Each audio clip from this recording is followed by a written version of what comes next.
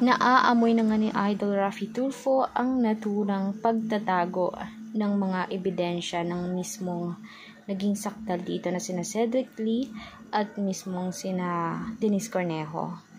Unang-unang ebidensya ang sa hotel CCTV.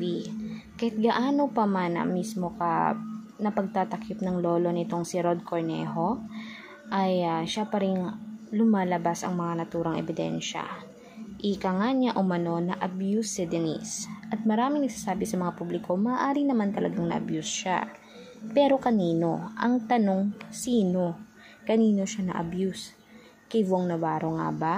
Pero maraming mga tao ang hindi talaga naniniwala na kay Vong maaaring abuse nga siya. Abusado nga siya. Pero kay Cedric Lee naman. At mukhang ginigipit siya. Pero kahit naman sabihin niyang ginigipit siya, ay tila naguhugas kamay ito kung tingnan.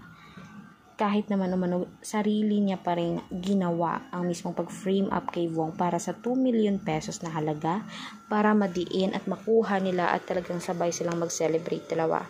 Ngunit kayon pa man ay ayan ang kanilang nakuha. 10 years na silang nasa bilangguan, doon na tuloy-tuloy na nag-birthday at talagang naboboring na umano sila. Gusto ng special treatment.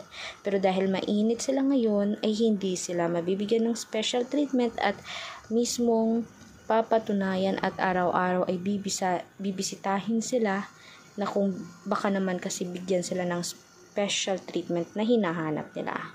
Bawal iyon sa batas. Kailangan ay maging fair tayo at kailangan ang mga batas ay masusunod kahit sino ka man, mayaman ka man. For more videos updates, mag-subscribe.